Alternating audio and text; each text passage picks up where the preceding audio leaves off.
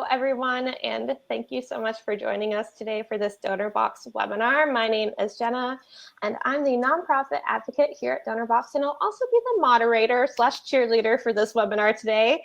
For those of you who are not familiar with Donorbox, we provide simple and effective tools to manage for nonprofits to manage their online fundraising activities and connect with individual donors on a deeper level. To date, we've helped over 50,000 organizations raise over $1 billion. To learn more, you can visit us on our site at donorbox.org. And today, I am so excited to introduce to you Kara Augsburger, our fundraising coach here at Donorbox, to talk about how to create a 2022 game plan for your nonprofit. And I have to tell you, we are in such good hands today. Now, before I pass the baton over to Kara, I have just a couple of housekeeping items, so bear with me for just a minute. Please note that this presentation will be about 35 minutes long with an additional 15 minutes allotted at the end for Q&A. And this webinar is being recorded, and all of you will receive the link and the resources we mentioned via email after the webinar. Don't worry, we have got you covered. And we will be launching a whole bunch of helpful links and handouts throughout this presentation. You will see those pop up in the bottom left-hand corner of your screen. And once you click those, it will open right up. And lastly, feel free to drop questions throughout the chat box or in the chat box throughout this presentation, and we will make sure that we answer them at the end. We also have Sophie helping out behind the scenes today to answer any of those technical questions. So Sophie, feel free to say hi.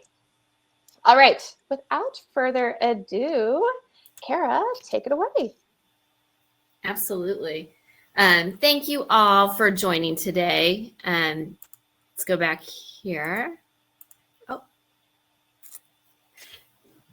Thank you all for joining. It is so awesome to be here with you. I wish we were across the table with our favorite snack or maybe our drink in our hand, but I'm so grateful that we're sharing a screen.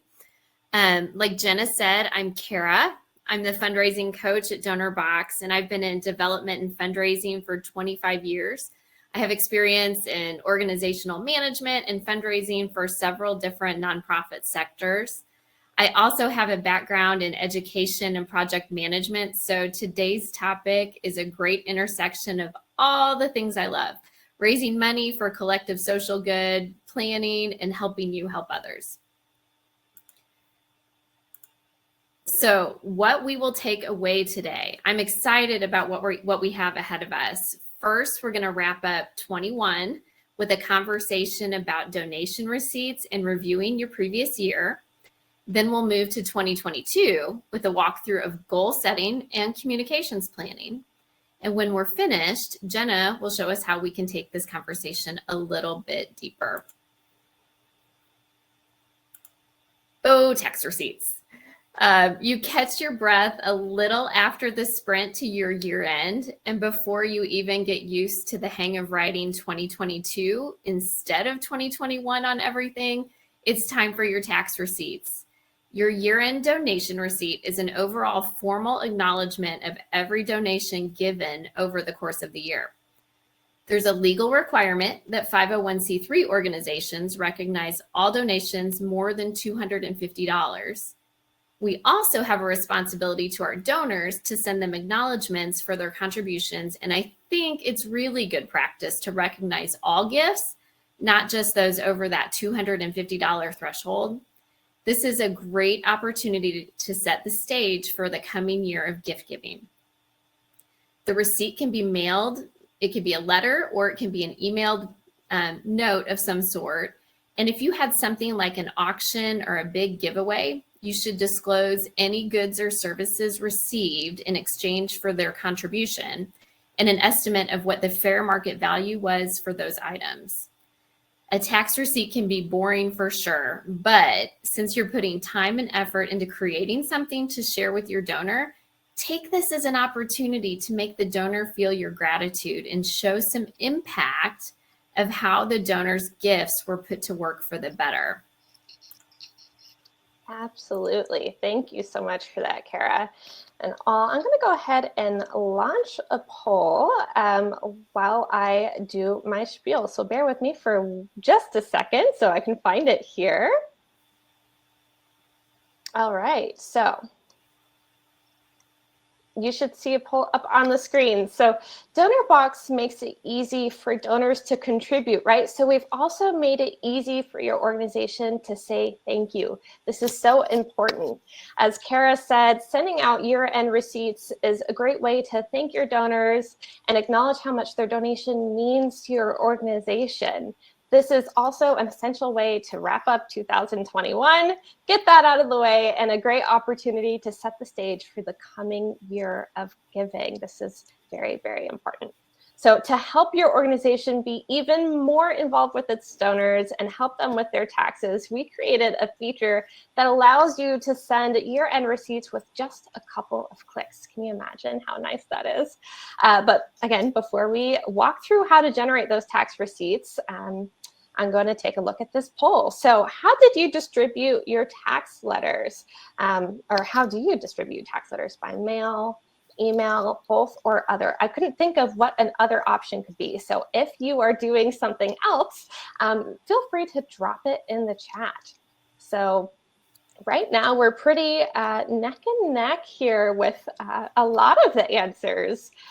Looking like both is leading the way by 1%.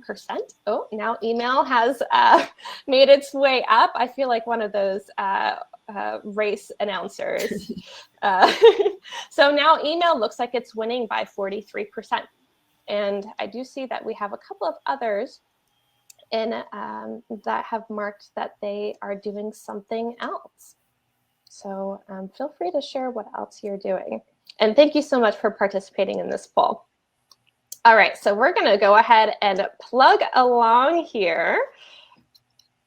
So I want to move on to a quick tutorial to help you easily, keyword easily, get those year-end tax receipts sent out. I don't know about you, but when I worked in development, I would get so many emails this time of year saying, excuse me, where's my year-end receipt? And every time I get a little bead of sweat dropping down my face because it was such a task. We have made it so easy for you. So all you have to do is log into your Donorbox account.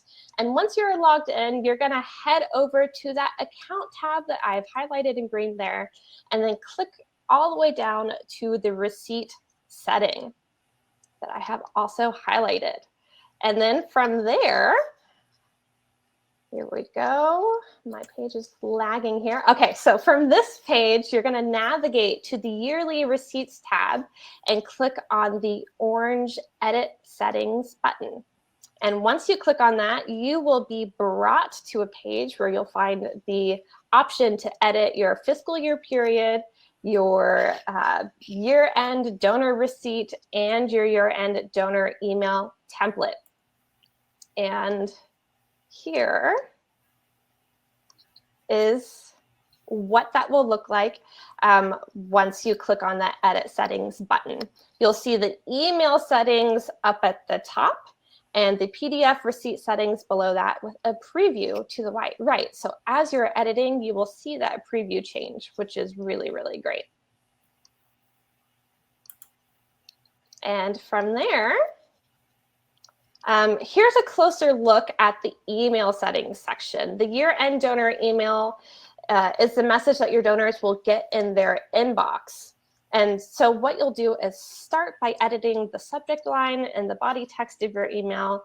Don't forget your email will contain the receipt attached in it, making this, again, super easy. You can also customize your message with links, photos, even videos using the expanded menu options, which is that plus sign right there you see on the menu. And this offers a truly great opportunity to create a customized thank you. You can really get creative here and engage your donors while you're sending this kind of boring tax receipt. So film something on your phone and embed it in there. A little bit goes a long way. So after you finish editing your email, you'll have the opportunity to preview exactly how your donors will be viewing it, which is a great feature as well. And from there, All right, so here's a closer look at the PDF year-end donor receipt settings. The year-end donor receipt is a summary of how much a specific donor has contributed to your organization. It includes your organization information and, again, a summary of those donations. Make sure to have all of your organization information accurate and complete, since this will auto-generate a PDF for each of your donors. Again, after editing this receipt, you'll be able to download a preview with some test data of the receipt that your donors will get. And once you're satisfied with how your email looks and your receipt looks, all you have to do is click that yearly receipts tab again, and it will refresh the page. And this is what you will get once it refreshes. You can then filter for the donors that you wish to send the receipts to and click the corresponding button at the bottom to send it. Now, please note that this could take about 15 minutes for your donors to receive their receipts, but rest assured they will. And that's it. It's easy, customized year-end donor receipts in just a few minutes. And now I'm going to pass it back over to Kara to wrap this up. Your tax receipt is a great place to combine some really personalized elements, really pulling in the first name field and all of the special attributes that Jenna talked about.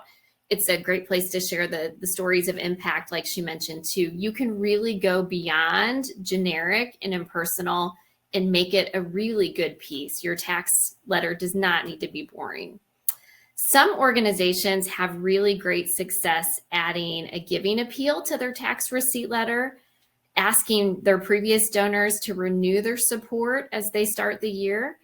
We're going to talk about this more in just a minute, but I think the tax letter is the only time when it's okay to add an ask with a note of gratitude. And we have a great blog. This image that you see on your slide right now is actually from one of our blogs on the 50C3 donation receipts, and Jenna just linked that to you. So thank you for sharing that. I appreciate that. Let's go ahead. Okay, Jenna, would you click to the next slide for me? So we're going to look ahead to 2022 now. And let's see if I can, there we go. We're going to look ahead to 2022. And it is a great time looking ahead. We got to start by looking back to 2021. We often talk loosely about goals, but we're going to talk about where they fall in your overall plan. And here's an illustration that will help explain what I'm talking about.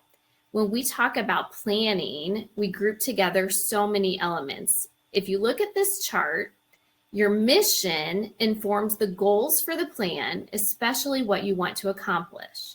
Then the tactics include the type of fundraising to be used, maybe peer-to-peer or direct mail, some events, corporate giving, etc. Those are your tactics.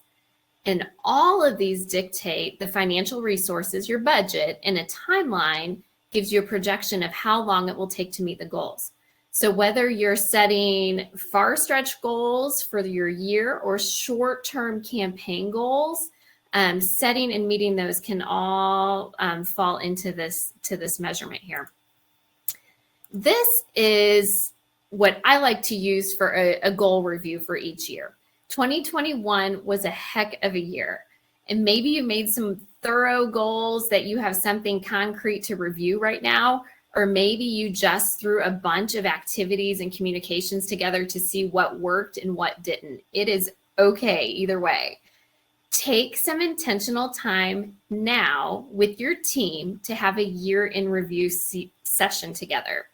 Maybe grab a cup of coffee and sit around a table, or meet across your computer screens to talk about what worked and what didn't. If you're a one-person operation, ask a board member or one of your most faithful volunteers to come alongside you. Pull your year-over-year data and look at where you achieved success, and take an honest look at your weaknesses. Don't skip over looking at those mistakes. forgive yourself, and learn from them so you're not apt to repeat them. What you see on your screen is a worksheet that can be used to break down each goal specifically. We have a copy of this for you, and we'll provide it to you as a downloadable PDF at the end of this session. And as you walk through it, consider, did you achieve your goal? What was your result? What went well? What could you improve? And then how will you adjust this goal for 2022? Will you cast it aside altogether? Will you tweak it and try again? Or will you build on it? Jenna often says to me, she says, I'm a person first, professional second. And I will use it for this too. You can absolutely use this for your personal goals as well. Take it and use it as you like.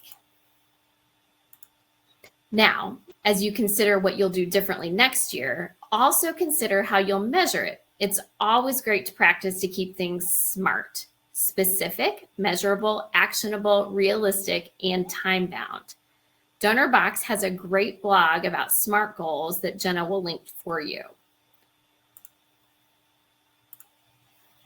So how do we begin? Let's start with this goal. In our Donorbox Knowledge community, several of you noted that you want to improve donor relations. So I put this goal here. I want to improve donor relations. Now, if we change it to a SMART goal, we're going to, instead of saying, I want to improve donor relations, you could say, I want to personally call all first-time donors who give $100 or more every Friday in 22. You'll notice that the first statement is all around vague. The first one we said, that we want to improve donor relations, very vague. It also doesn't set a goal timeline, and it makes it very difficult to track consistently. The second is SMART. It's very specific. It's measurable. I can pull a quick report to see who falls within that criteria every week. It's actionable. I can check it off my to-do list every week. It's realistic. It's not going to tap my capacity. And it's time-bound, every Friday, all year long. The best plans are organized, actionable, and easy to monitor.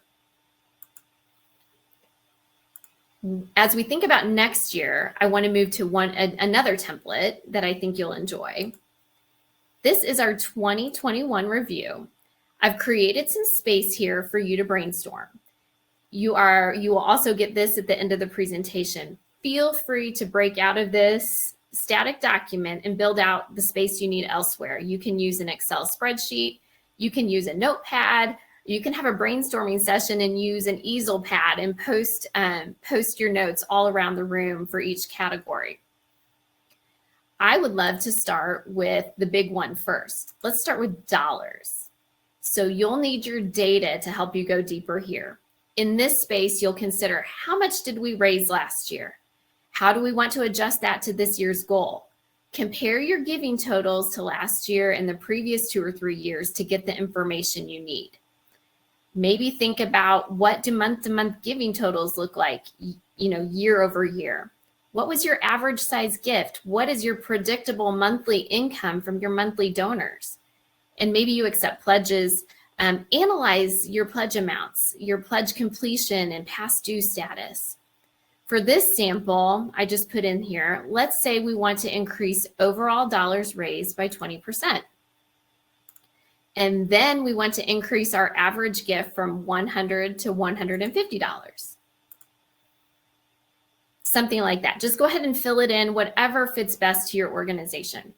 Now on to donors. So we have dollars and donors. What's your donor retention? How many new donors did you have in 2021? Who are your most loyal donors? What inspired them to give? Was it a particular appeal or a fundraising challenge? Do it again. You can look deeper into the data too, like, did last year's first-time donors choose to give again this year? In this example, we're going to say that we want to increase donor retention from 25% in 2021 to 40%. So you're going to use that there. Just envision this space as your workspace to do what you'd like. And then we fill in, We want to increase the number of monthly donors from 15 to 40 or whatever applies to your organization. Then we want to acquire 10 new donors a month. Remember that these are goals. We'll want to identify some tactics. If you remember back to that screen I showed a little bit ago, you'll want to break these down. As you move on to budget, you might consider, do we have the staff we need? What tools could help us do our job better? Where did we spend money last year? And do we need to reallocate it moving forward? You'll plan to do this with each of the sections. And we've provided a few for you to get your brainstorm started, but you'll have areas that are specific to your organization. So get creative and think through the number of volunteers or peer-to-peer fundraisers you mobilized this year, or even how many social media shares you had. Think out of the box a little when you build out what 2021 year in review looks like for you. And like I mentioned earlier, get buy-in from your staff and your board as you move forward with these goals. And once you've built them out, post them, report on them, and keep them in the forefront of your work. And take time to consider too, do you have the resources you need to be successful this year? And I think that that's going to be key as you think forward. So we have another poll for you that Jenna will launch that will help guide our conversation here moving forward. What area would you like your nonprofit to grow? Stewardship, showing impact, engaging supporters, asking for donations, or something else? If you have something else, go ahead and drop that in the chat. I'd love to know what you're thinking. Thank you all for casting your vote there. I appreciate that.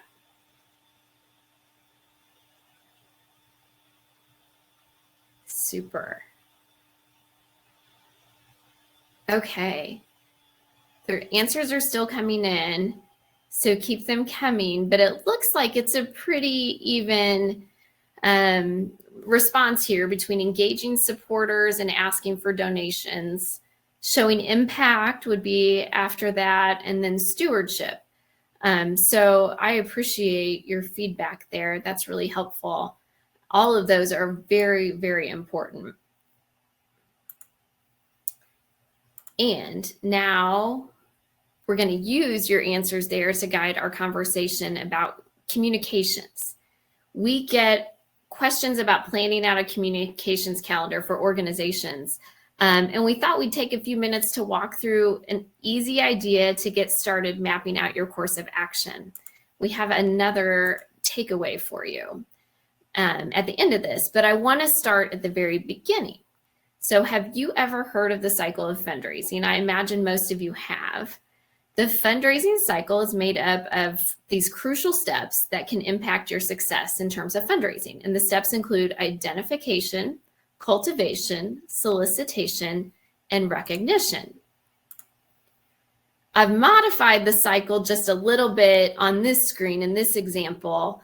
I removed identification. Identification is super important, but for the sake of simplicity today, I want to boil it in for the activity we have coming up here. I want to boil it down to these steps here. I want to boil it down to involve, ask, thank, and impact. And that will guide the template that I have for you coming up next. And if you notice, I think a lot of people commonly think that fundraising is isolated to that asking for money, that light space on the grid right there. But the actual ask only takes about 10 to 15% of the overall fundraising time. And I think combined, what takes the most time, obviously, is thanking, communicating with, reporting to, and acknowledging donors. And if you think about it, most of the effort is done before and after we ask for money. And so those 4 elements are going to guide our activity here. So keeping that cycle of fundraising in our minds, I want to introduce to you the touchpoint timeline. I've used this method frequently as my own communications plan for different organizations I've worked with for the years. It's good exercise, but it's also easy to keep it posted somewhere so you can see what's ahead. we have a copy of this for you to keep. And I want to walk through a sample touchpoint timeline together. So first, we're going to describe the activity. In this case, we're going to plan some ongoing donor phone calls. The cycle stage for this, going back to the graph we saw earlier, is thanks. And who are we going to call? We are going to call our first-time donors. And then let's add in our lapsed donors who renew a gift this year. We're going to call them too. And then donors with gifts of whatever your threshold may be. Do you call someone that makes a gift over $500, that makes a gift over $1,000, more or less? That's completely up to you. And let's make a phone call to our new monthly donors too, the ones who are just starting a recurring gift plan for you. In this case, this will be ongoing. So our dates are going to be ongoing since we're going to be doing this throughout the year. And our channel obviously will be the phone, and we'll be prepared to leave a few voicemails. It'll be good. So let's walk through another one. So next, we'll create a donor survey. And our cycle stage for this will be involve this time as we look at our chart, involve, because we're asking our donors to provide some feedback and we're asking them to engage with us. In this case, let's ask them why they gave. This shows that you're interested in hearing what they have to say, but it also helps shape your ongoing strategies, which is really helpful. And we are going to send our survey to last year's donors. That would include one-time donors and monthly donors. And then let's send our survey to our lapsed donors too. So maybe the donors who didn't give last year. Let's understand a little bit more about them. Our start date here is going to be February 15th, ending on February 28th. So for a duration of 2 weeks.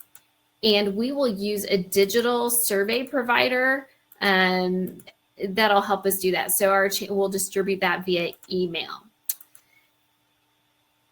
Here's another example for us. This time we'll create an ask for our communications plan. We'll have a spring peer-to-peer campaign.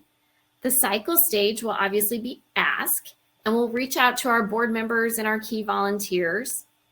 We'll run this from April 15th through May 15th, and this will be done online using Donorbox's peer-to-peer feature. And we'll equip our askers with some ideas of how to reach their own networks and some sample text to use. We'll be sure to follow up with a prompt note of gratitude when they give. And we'll reach out to anyone who donates with some follow-up information as well about our organization. And I want to make a quick detour here. Just between us, is asking hard for you?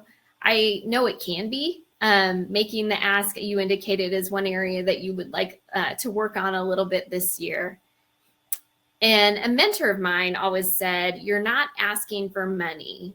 You're asking people who believe in your cause to fund your programs.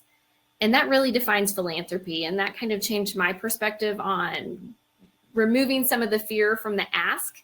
And it feels good. Donors feel good when they're asked to do something to help make a change in this world. So don't forget to ask. We can get busy for thinking about the other cycles and stages and forget our ask. And that would be a misstep for us.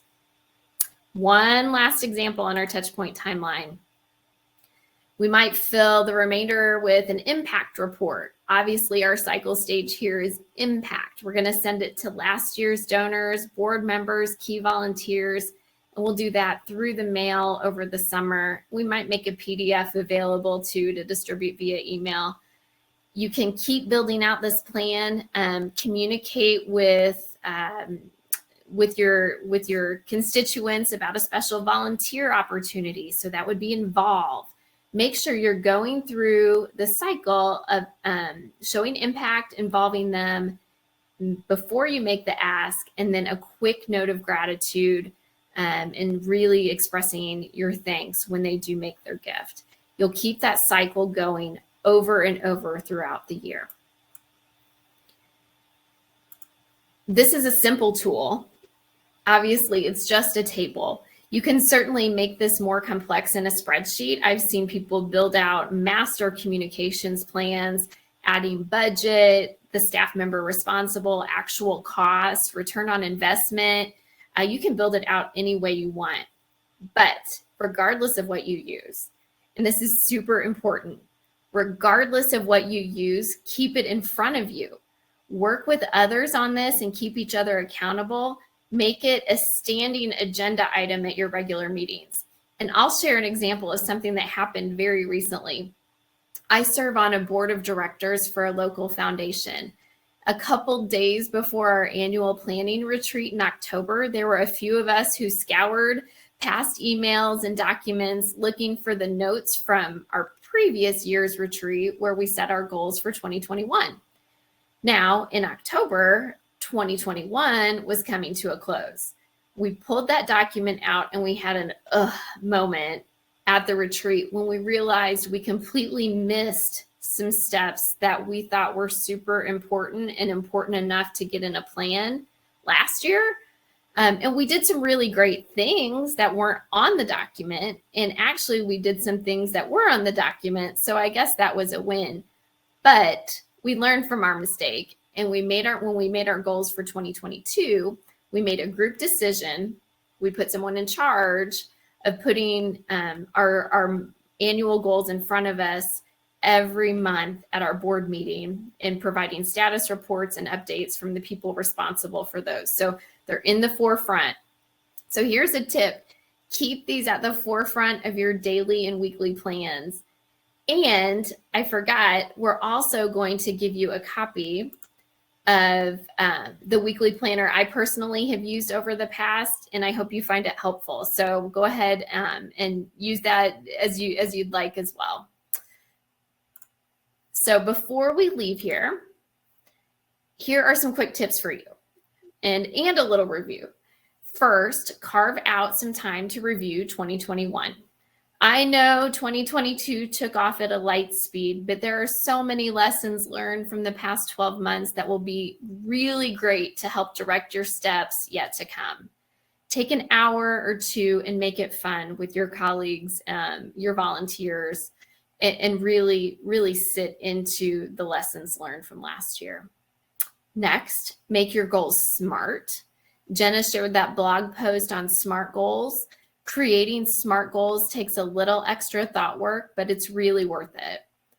And then keep those goals right in front of you all year long. Hold yourself accountable and find someone or others to hold you accountable too. And lastly, don't be intimidated by communicating. Use technology to personalize and automate so you can scale really effective donor communications. For instance, you can use the Moments feature in Donorbox to help you, or many email providers have some automated features and workflows for communication. Many donor database systems allow you to schedule reports, so be sure to schedule your phone call report we talked about earlier in the SMART goals section. Just make sure you have no excuses to really do your job well in 2022. Awesome. Thank you so much for that, Kara. That was quick and informative and actionable. So I hope that you're feeling ready to tackle 2022. And as promised, I'm going to go ahead and launch those templates that we just shared. Bear in mind, we will also be sharing these via email. So let's take a moment. I'm going to share the first, the 2021 goals review. So that's launching now. You're going to find that in the handouts tab in the upper right-hand corner of your screen there. And now I'm going to share the 2022 goal planner. So you will see that pop up in the handouts tab as well. We are loading you up with all the goodies today. We also have our weekly to-do planner that is coming next for all of you. And last but not least, our touchpoint timeline. So I have launched that now. All of those are available to download in your handouts tab in the upper right-hand corner. And again, if for some reason you can't download it right now, don't worry. We will send you a link via email with the recording, the slide deck, and all of these handouts. We have got you covered. All right, so before we hop into Q&A, I have an exciting invitation for all of you. We are thrilled to have hundreds of nonprofit professionals join us as we strive to create a perfect nonprofit resource center. And we invite all of you to join the Donorbox Knowledge Community. This is an amazing community where you can connect with like-minded individuals, ask questions, get answers, and really connect with folks who are in the same space with you. And this also offers exclusive access to live roundtables and AMA discussions, which is Ask Me Anything discussions, nonprofit resources, webinar recordings, YouTube tutorials, and so much more. And we will be diving deeper into planning and goal setting in a more intimate space during our next community roundtable session next Friday, January 28th at 2 p.m. Eastern Standard Time. This session has limited spots and it is exclusive to community members. So be sure to join today to reserve your spot. I'm going to launch the link right now. Here it is, and that will pop up in the bottom left-hand corner of your screen. Remember, this will be an interactive session. So when you register, please come prepared to have your webcam on and participate in the discussion. We love that face-to-face time. I think that's where some of the most meaningful conversations are born. And we are so excited to hear from all of you, and we hope to see you there. All right, so without further ado, we'll hop into Q&A. Kara, are you ready to tackle some of these? I am. I just scrolled through and read several of the questions you all posted, and you all have really great questions. Thank you. I see a really good one here. For the impact, is it wise to send with the yearly receipt? So sending, yes, is my answer. Anytime you can share impact is really, really helpful. I think it can be simple. It can be included in your letter. So perhaps you work with an organization that feeds people and you know for sure how many pounds of food that you distributed or how many volunteers you engaged this year. Put those in as just a simple bullet point. If you have the ability to do a little graphic design or something like that, you can create something. You can create some sort of insert or attachment. You can make a video. If you're distributing your tax receipt by email, you can make a video and attach it and say those things. But yeah, for sure, put the impact with the yearly receipt. I think it goes a long way for sure. Thank you for that. Yeah, that is really great. There are some, now here's a question. What kinds of questions do donor surveys typically have? Heather asked that, and that's a really good question too. I think it depends on what you want to know. So if you're looking to perhaps expand to another geographic location, you can ask about how often they would be interested in engaging in that area. Or if you want to know why they gave, like I mentioned, you can ask that. If you would like to know what they're thinking about, you ask them. And what I think the biggest benefit is, obviously you're getting feedback, but the biggest benefit, whatever you're asking from them, they are appreciating being able to speak into that, to speak into your organization and the chance to be heard. So the value to you is good, but the value to your donor is really great. I can find, you know what, I will take that question to the Donorbox Knowledge Community and I will put some sample questions in there for you.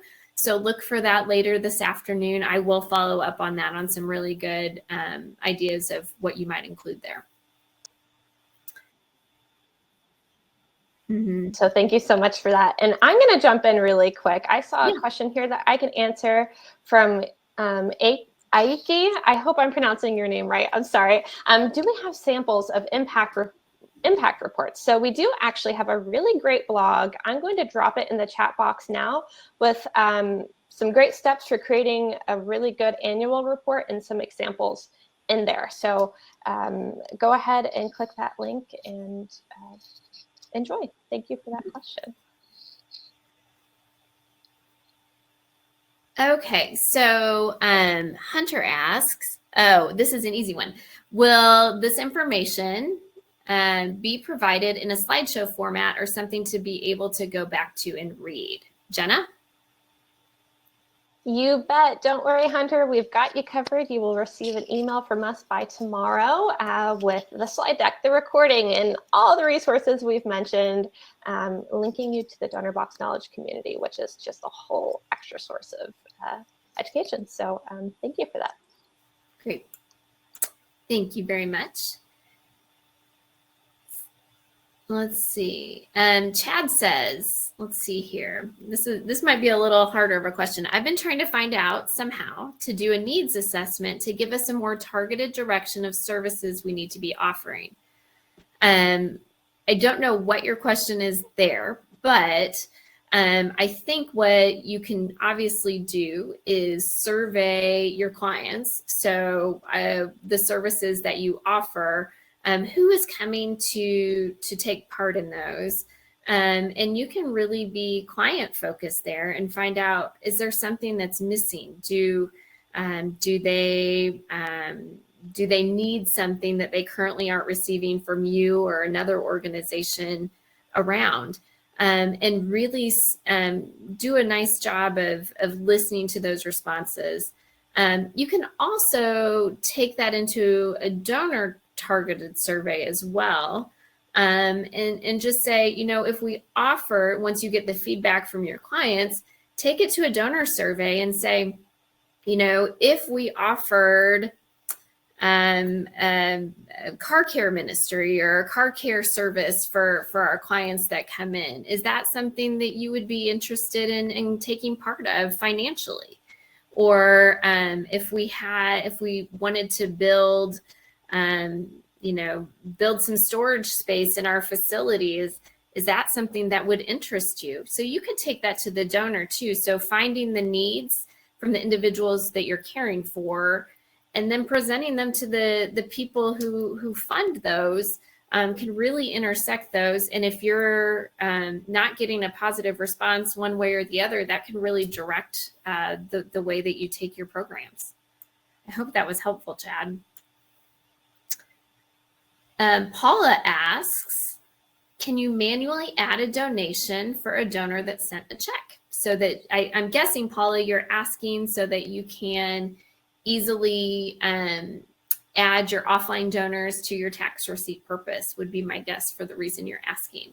And the answer is yes. Is that correct, Jenna? That is correct. You can add in any offline donations right there in your donor portal, add in their information as much as you have, and store their information just like you would an online donor. So yes, great question, and thank you for that. And that's a great... Oh, go ahead. I say that's a great way to streamline your tax receipt process too, so that you're not sending your offline donors one thing and your online donors one thing. And also just making sure if you have the online and offline donors that they're not getting two different types of information from you. Yep, absolutely. And if you have any questions around how to do this, you can email us at support@donorbox.org. And while Kara is answering some more questions, I'm going to go fishing around for a Zendesk article to share in the chat for you to make sure that you have all the tools available to make that happen. Daniel asks, I love this, are there any seminars on how to use Donorbox for a free, low-cost donor management system workflow? I know it isn't necessarily made for it, but we're trying to manage our data on the cheap. And one thing that we love at Donorbox is when you all let us know what you would like. And so I think we can probably do this. I think we can work on a seminar, and we'll take this to the knowledge community as well, and see if there's some other people interested in that. And we can build out some content and have some of our Donorbox team join on that. So keep your eyes open Daniel, and hopefully that's something that we can reach out to you about here soon. Love that. We love to hear from our community. So if there's something that you're looking for that we can offer in a webinar, go ahead and shoot us an email, drop it in the Donorbox Knowledge community. Let us know so that we can better help you help others. Really appreciate that. Well, there are a ton of questions in here, and so I don't know that we'll get to all of them, but I would like to continue the conversation in the knowledge community. So if I don't get to answer your question, please post it, and we do take intentional time to really try to respond to everything posted there. But Denise asks, we are interested in setting up a recurring giving program. Do you have any best practices for us? And I know that there's a blog post on that as well. And I would say, Lisa, this could probably be a webinar on its own, and I would like to maybe do that too in the future. I would say quickly, yes, recurring giving program, I think, is really instrumental for your organization. I think it could be a great goal if you haven't set one up to really get that in place this year, because those recurring donors, like I mentioned, they're predictable income for your organization. And it really helps, I think, with the donors to, in their own personal budgeting, knowing if they have a certain amount that comes out of their checking account every month or something like that. So best practices for us, I would say, take some time to build it and plan it out. Are you going to offer any sort of incentive for it? Are you really going to promote it through email or social media and make it a formalized club of some sort? Are you going to recognize your recurring donors in a certain way? That kind of thing. Get that all planned out first. Then I would say promote. I would do personal reach out to the donors who have given every year or have given already more than once a year. Those would be the first people I would approach. You can create a mail piece for them or an email piece that really sounds like a personal invitation. You know, hey, Lisa, I know that that you're a regular, that you really have done so much to support this organization. Would you join this group of passionate donors and give monthly? And when you give monthly, this will happen, whatever the impact may be. And spread that out. Sometimes it takes 2 or 3 or more asks before someone will jump on. I'm guessing if they're already engaged, they'll be quick to do that. Donorbox obviously has the monthly giving feature. You can put the little heart icon on your Donorbox giving page to encourage those monthly donations. One thing I would caution about is being really rigid with your response to your recurring donors. So instead of saying, you will get a report from us quarterly or you will receive a monthly email, make it a little more generic. Hey, when you're a monthly donor, you'll receive regular communication from us. So it really doesn't tie you to that. But let's go deeper in this, and we'll try to build out a webinar or a roundtable or something on recurring giving, because this is a great question and it's really impactful for your organizations. All right, Jenna, where are we on time? We have hit our goal for this webinar. If you are happy to plug through a couple more questions, I am happy to hang on for a few more minutes. I do see a couple of good ones floating around, so maybe we'll answer 1 or 2 more, and then we'll wrap up the session with a pretty bow. What do you say? Sounds good. Awesome. Yeah, and if you'd like to stay, we'll answer a few more. And otherwise, please post your question in the knowledge community and we'll jump in there too. Yes, as Kara said, we are really diligent in setting aside time to make sure that we are addressing all the questions that come into the Donorbox community and creating good conversations around that. So if we do not get to your question today, please do not fret. You can navigate over to that Donorbox knowledge community. Again, that link will be in the bottom left-hand corner of your screen right now, and you can sign up or log in. So Elizabeth says, can donors access their own donation receipts before we email them? And the answer is maybe. I think it depends how their gift came in and how they choose to give. If they have created an account through Donorbox, they can get in and see their own transaction reports and that kind of thing. If you acknowledge their gifts when they're received, if they send you a check and you send them a thank you letter, or as they make their online gift, you send them a receipt and an acknowledgement, they will have them. So maybe is my answer there. It definitely is a good possibility they can get in and get what they need, but it is the time of year, in the next 10 days or so, you as an organization really do need to push out these year-end receipts. Absolutely. Now I see one from Belinda that I love. So we don't have a building or space. Any ideas on getting donations or getting rental fees covered for the first 2 years? So I am such a big advocate of crowdfunding. This creates a sense of urgency with your supporters. So if you are a Donorbox user, or if you're not yet, go ahead and sign up. Create a crowdfunding page. What I love about these crowdfunding pages is it's dedicated to a very specific project. So help us pay our rent for the next 2 years. Help us be able to purchase a building. Whatever that may be, you set a time limit.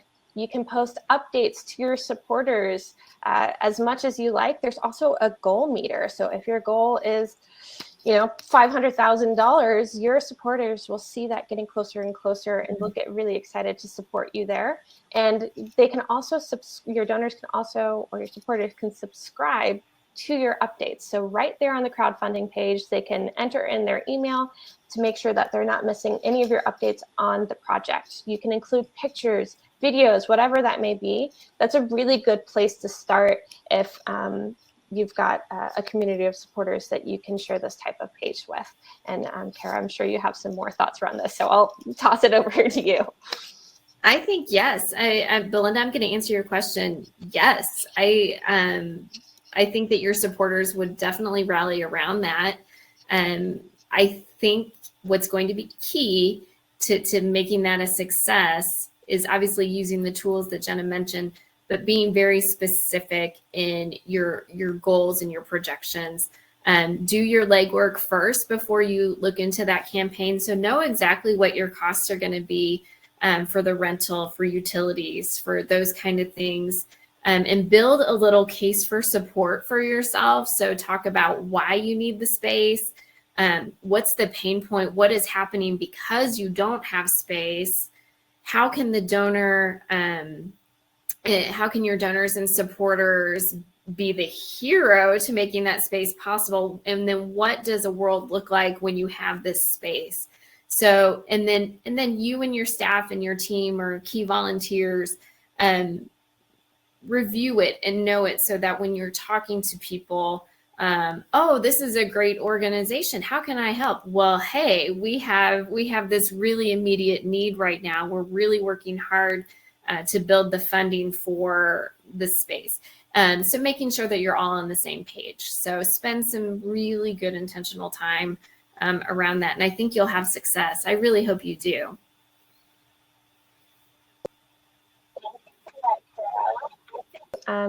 Well, there's one more, Jenna. Let's go for it. Yeah. Okay. Corey just asked, and I know that I'm going to let you speak into this a little bit because I love the way that your brain thinks about these, but what are the best ways to market donation links and pages? I love this question. Thank you for asking this, Corey. And Kara, thank you so much for finding this before I ended the session. So there are so many different ways that you can market your donation links and your pages. Again, if you're a Donorbox user, we offer a whole bunch of different avenues that you can go about this. So for a specific donation, a donation page, you can, if you send out a monthly newsletter, you can embed a donate button right there in the newsletter or a QR code. That is a great way. So when you are communicating with your supporters through those monthly or weekly newsletters, they are easily able to not only forward that newsletter to somebody who might be interested, they can click right away and be brought to your donation form.